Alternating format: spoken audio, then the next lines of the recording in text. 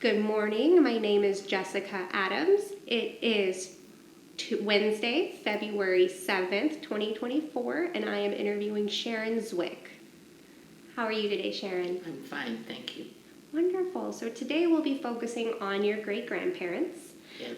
Please tell me, let's start with your great-grandmother. Well, my great-grandfather actually Okay. was a rabbi. He had over in a little town in what's now Ukraine, and it was south of Lvov and a little west. And he was an orphan. He had two older sisters who were married but couldn't take him in. And he was living at a rabbinate where he was studying to be a rabbi. And I feel certain the conditions were not ideal. And when he became a rabbi, he married a woman in town whose family owned a textile mill, and they were doing pretty well. And then the textile mill burned down. We don't know the conditions, whether it was just a fire or a pogrom, whatever happened. And he got a request that they needed someone in Galveston. They needed a Galician rabbi. They had a Lithuanian rabbi. They called them Litvoks. They needed a Lithuanian Orthodox rabbi, and they needed someone to be a shochet, a Jewish a kosher butcher. So he took some classes on being a butcher and headed off. And he got to Galveston. We're not sure if it was 1890 or 1891, and set up shop there. And a couple of years later, his wife and two remaining children, two boys, came over. They had three children that died in Europe. Two with diphtheria died in a day, and one died of something else, a little girl. So they came over with these two boys, and then they proceeded to have 6 more children who all lived. So he was a shochet there, and in, I think it was 1907, they started the Galveston plan, where they would, Henry Cohen, the renowned Reform rabbi who was English, was the liaison for it, but he needed the rabbis who kept kosher and who spoke Yiddish fluently, the right Yiddish, to help these people. So he would go meet every ship that came in and take people to his home for kosher meals, and they would sleep there until they got everything set up. They either were going on a train someplace that the Hebrew Immigrant Aid Society had set up for them, or else they were had to get a horse and buggy, and they set out for some little town to, be a tailor or a merchant of some kind, whatever their arrangements were. And these children had to go sleep in the attic while the guests were there, because they took over their bedrooms, and the attic wasn't heated or cooled.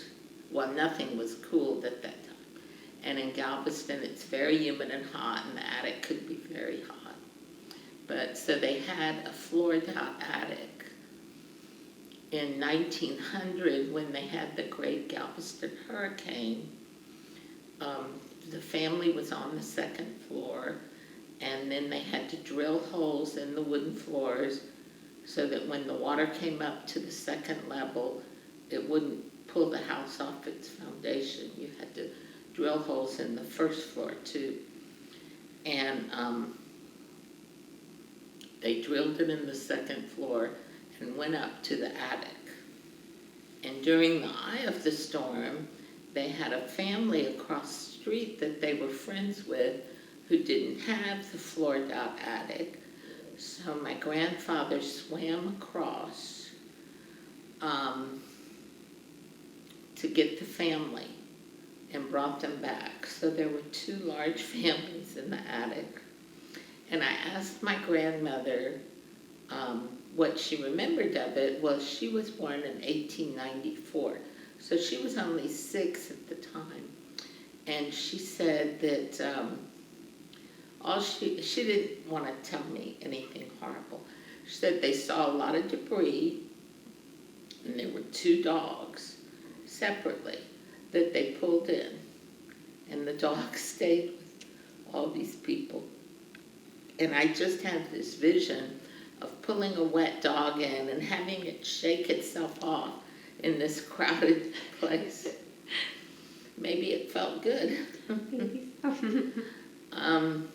But she wouldn't tell me if she saw anything horrible. And maybe she didn't. But she said that she really didn't remember much because she was little. And that's logical. So my great-grandfather's name was Jacob Geller. His wife's name was Sarah Geller. And they had a home, and then around the corner on a busier street they had a butcher shop with a barn next to it with some cows. And they got milk that way also, not just because back then, you had to get your milk for your babies and for your everyday supplies from a butcher or a grocer. And so apparently my great-grandmother ran the butcher shop while he was off, doing other things. And so the storm hit on a Friday night. Well, on Friday night they would put extra hay in the barn for the cows because they didn't come in on Saturday to take care of them. So there was a lot of extra hay in there. And this, according to my father, David Lev. He said that they had a cow named Bessie, and she survived the storm. The other 2 cows didn't, but she somehow got up on the hay, climbed up on the hay, and when they came to get her on Sunday, she was chewing some of the extra hay. So they had milk. So a lot of the neighborhood kids had milk. And my grandmother's younger brother was only 2 years old. He might have still needed that milk, but he was the youngest baby. So it was only her 2 older brothers, her and the brother born in 1898, whose name was Abram Geller. There were 4 girls that followed in 1902, 1904, and 1907. Well, I guess it was 3. I'm sorry. She had a brother also born in 1896, so he would have been 4 years old at the time. And he became a rabbi, Rabbi Max Geller. I always forget about him because he died when I was young and it's so long gone. So after the hurricane, a lot of people left Galveston. It was a very devastated place. They had to wait for the ships to come over from the mainland to get supplies. And that milk proved invaluable to have fresh milk to feed the young kids. And I heard the story of an Italian guy whose family had a store in a much more prominent location, and they were Italian grocers, and they were on the main street with Broadway, which didn't flood that much because it's the highest part of the island. And so their store was fine, and their barn was fine with their cows. And he was telling me the story of how all the little kids around there had fresh milk. And I was like, I have the same exact story. It was pretty bizarre to his story. So in 1911, the Jewish community, which was very vibrant, had winnowed down, and he was looking for a congregation in Houston, and they found one that wanted him, so they moved to Houston in 1911. And I don't know the name of the synagogue, but it's not there any longer. And he was rabbi, and he was still a kosher butcher, and he ran the butcher shop out of his living room. And his younger daughters will tell you stories about how they had a horse and buggy, and later they had a car, and they would go around delivering meat purchases to people. And my grandmother was a grown woman by then, married.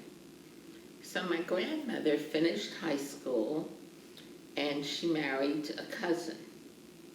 What happened with the cousin is my grandfather, Jacob Geller, found that he had a cousin who was a widow. She was 3 times a widow, and she had 3 boys. And she was in New York doing piecework out of her apartment. And my grandfather, when he came over, he was 10 years old and had no education anymore. And he was delivering buttons from a button factory to a dress manufacturer, some kind of manufacturer, from one manufacturer to another. And the buttons were in gross, which is 144 buttons, and he'd have a dozen boxes of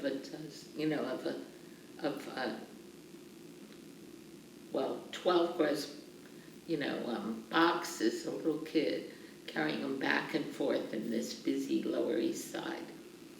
So my great-grandfather found out they were there, and he arranged transportation for them, and they came down to Galveston. And they lived in the house with the Geller family, and their name was Leff, L-E-F-F.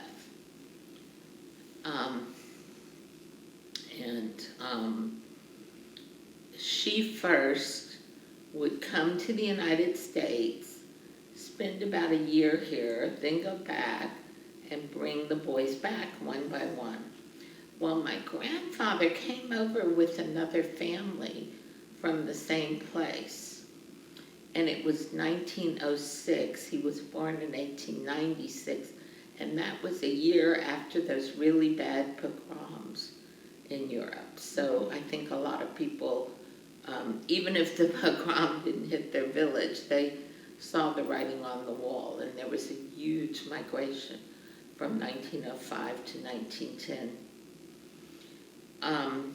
I don't know what he did for a living. He was the middle child of 3 brothers. All 3 brothers, they didn't look alike. They probably all had different fathers, but they were very close. And when they went to the Houston area, they set up convenience stores, little general stores in these areas on the outskirts of Houston, between Houston and Beaumont, where they hit oil. There were other places where they had oil communities. My grandfather's store was in a place called Goose Creek, and his brothers each had one. So they had 3, and they were near each other.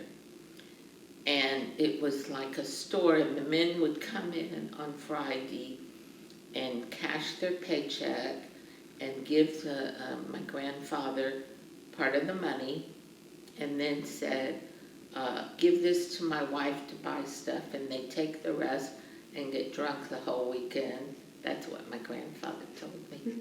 And he had to eke out the money for the wife. And They didn't like it because they had to work on the Sabbath, and all three of them were religious.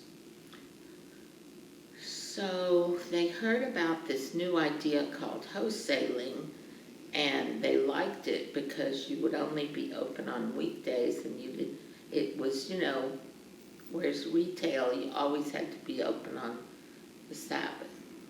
So they pooled their resources and opened up a wholesale house in Houston, and started selling, to the other little retailers all over the southeast area, and Louisiana, parts of Arkansas, and travel those days, by car was an adventure.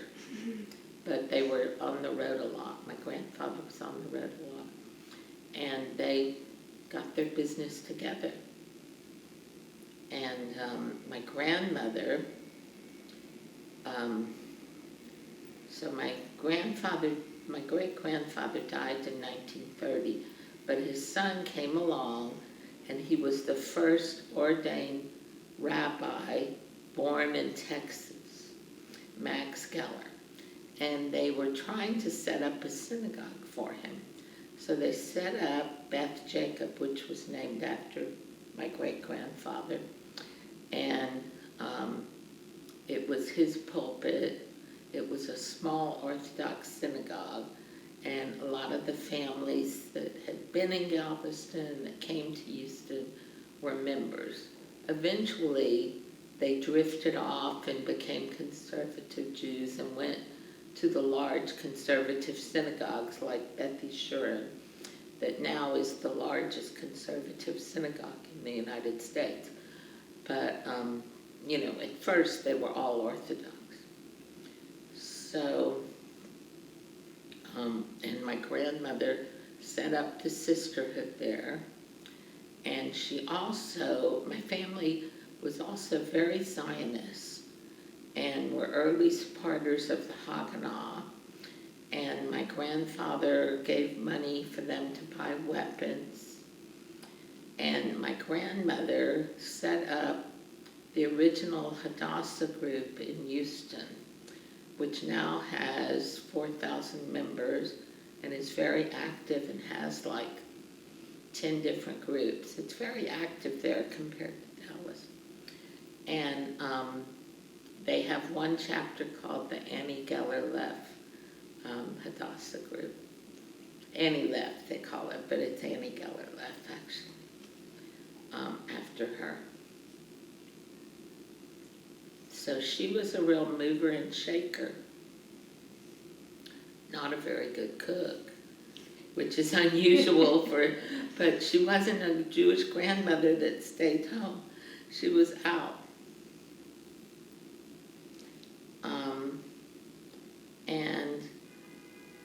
That's mainly the story that I wanted to share.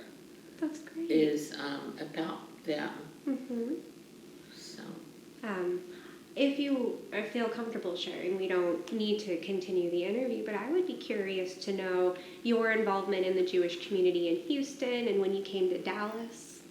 Well, my parents were very active in the community. My mother was told that she had to become a member of Hadassah when she married my father. And she grew up a Reformed Jew in a little town called Texarkana, Texas.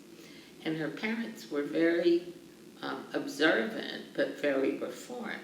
So she comes to Houston, and this Orthodox family, she really embraced it, and we kept kosher, and our homes, we've observed all the holidays. I had a very,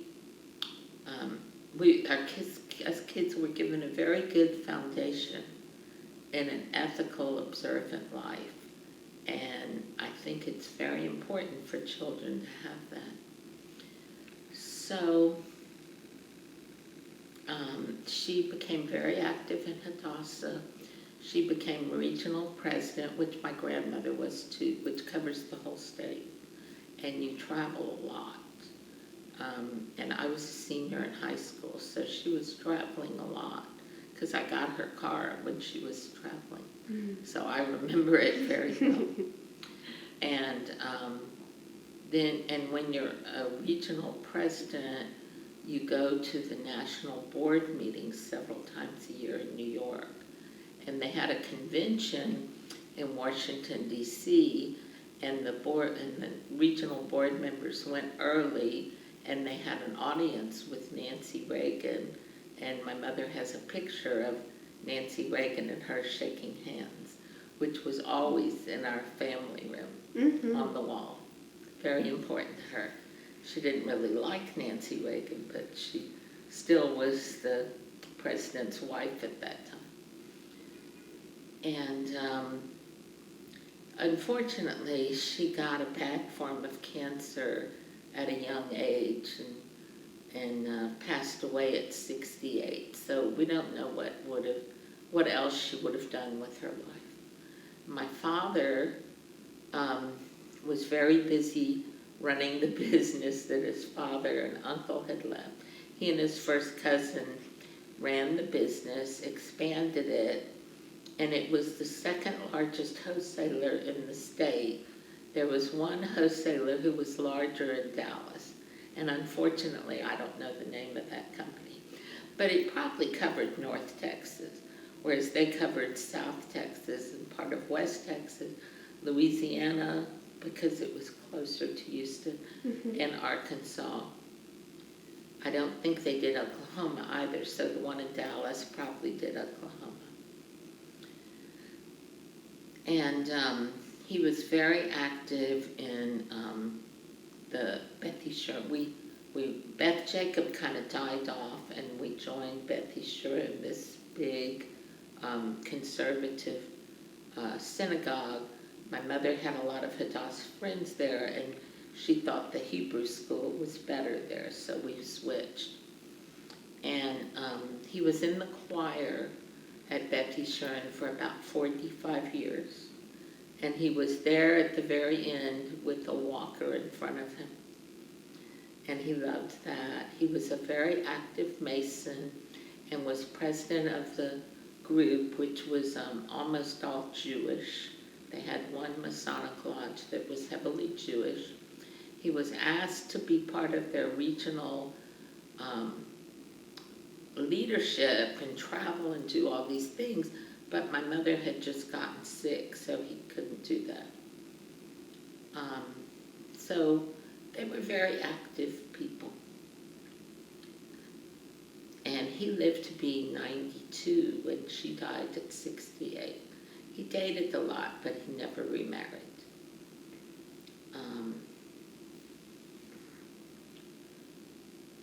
When I had a brother and a sister, and as grown people, we were all in BBG and ACA and all that, very active. My sister and I were very active in Young Shtia, and we liked it a lot.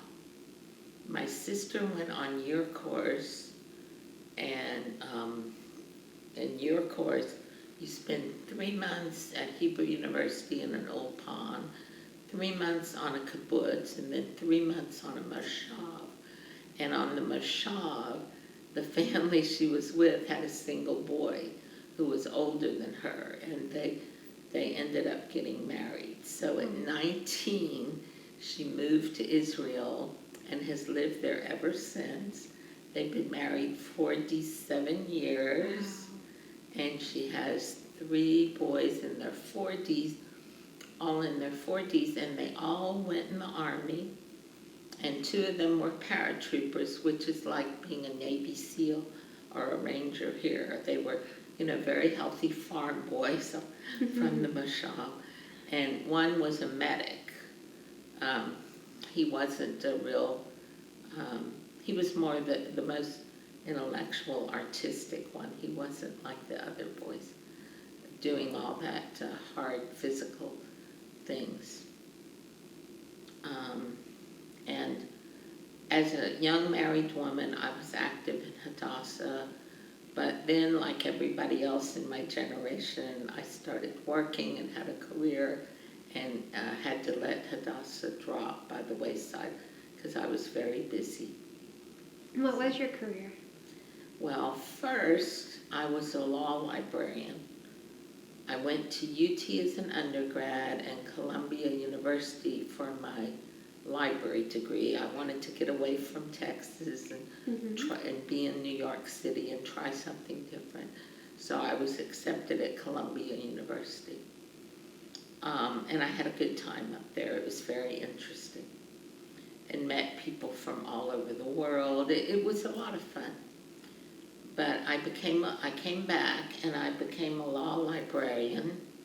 And I was a law librarian for about 7 or 8 years at the big law firms. And then I had my daughter. And when she was about 2 years old, I started working part-time at a small law firm, setting up a library for them and then maintaining it. And I did that for about 7 years. And then I got my real estate license and sold residential real estate with Coldwell Banker for 12 years. And then I wanted to go back to books and started selling books online before Amazon even sold used books. All they sold was new books. And I had a search website. It was very early in people selling things online. So I had a search website. Most used bookstores didn't even have computers in their stores, much less selling books online. So I advertised people that I could search the whole area for them and find unusual things for them.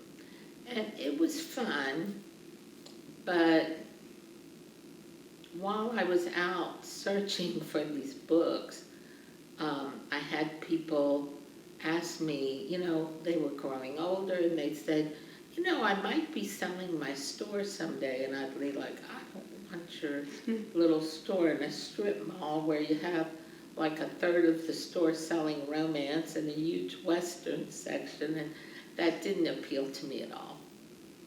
But I did like the idea of used books. And so I went down to Galveston to get some books from this bookstore. It was a beautiful 2-story building, an old building. It was really amazing just to be in that bookstore. And I liked the idea of being in a tourist location. And the guy selling it had remodeled the building himself and wanted to take the money from the business and the building that he owned to go into renovating other old buildings. Decided he wanted to do that instead of being in a bookstore because he was young and didn't feel like, he should sit in a bookstore the rest of his life. And so I ended up buying that business in Galveston, but I lived in Houston. Well, up above the bookstore, but it was a 2-story bookstore, but up above it, it was 1 story with a very large balcony that took up, a third to half of the space. And from where I sat with the cash register near the front door, I could see the whole balcony. So, it was very open. There was no, walls. There was a railing with chicken wire in it, so you could see what people were doing up there. And so I also had access. Above that was another floor with very high ceilings, and it was mainly storage, and there was a small efficiency apartment at the back, and I took over that. So I would stay down there a couple of nights a week, but I would work 5 days a week. So I'd come in on Monday, go home Tuesday night, have Wednesday at home, and Tuesday night and Wednesday night, go back Thursday, go home Saturday night, and have Sunday available. the store was open 7 days a week, and I had employees, and I tried to get employees who lived close to the business, since I was not there in Galveston all the time. I wanted people who lived close by in case there was an issue came up. And I ran the bookstore for over 20 years. And then I wanted to sell it because my health was deteriorating. Obviously, I'm in an electric wheelchair now. That time, I was transitioning from using a cane to using a walker, and I just felt like I needed to get the bookstore in a younger and healthier's hands. And so I decided to sell it. Well, I got a buyer almost right away who had a little bookstore in Port Neches, which is the Beaumont Golden Triangle area. And for him, buying a bookstore in Galveston was really moving up in the world from Port Neches. He and his wife, very excited about it. Both had 6-figure jobs, and his job was 10 days on, 10 days off. So he was able to run the bookstore with employees there full time. So they were financially stable. Well, I was ready to sell right away. I wanted to get everything done quickly, and I wanted to sell it in the winter when people weren't thinking about hurricanes coming. So it was the fear of another hurricane, big one like Hurricane Ike, that I had to rebuild the whole first floor of the building. And we had to scrape everything out, including the floor, and just rebuild it. And I didn't want to have that again, especially in my diminished capacity. And, I was ready. So, and I wanted to do it then and before hurricane season started. So, found a buyer almost right away. We closed quickly because I insisted on it, and we closed on February 10th, 2020. And on March 13th, 2020, the statewide lockdown started, and his business was closed. So I was really glad that I had found someone very financially stable who was able to weather the storm. He probably thought that I had some secret knowledge, but I really didn't. It was just pure dumb luck. I was home during the lockdown, and about October 2020, I had to go into a wheelchair, and just thought that it would be better for me to come up here. Do you have family here in Dallas? My daughter lives here. I only have one daughter, and she married a Dallas boy, and they both went to law school in Houston, but eventually they went back to Dallas, and he has a large family here, and he felt like that would be a better place to have kids with a large family around. And so, yeah, I knew I was moving here eventually. I should have done it earlier, but then I wouldn't have moved in here. Exactly. I probably would have been at Traditions or something. And now you have this beautiful place. Yeah, and I'm very glad to be here. And that was what helped me move up here, is my cousin Devorah Rubin, who at that time was 92, she's 94 and a half now, but she had moved in here, and my daughter came out and took a tour and said, "Oh, Mom, you have to come see this place, and you have to come and get a good floor plan before they all are gone."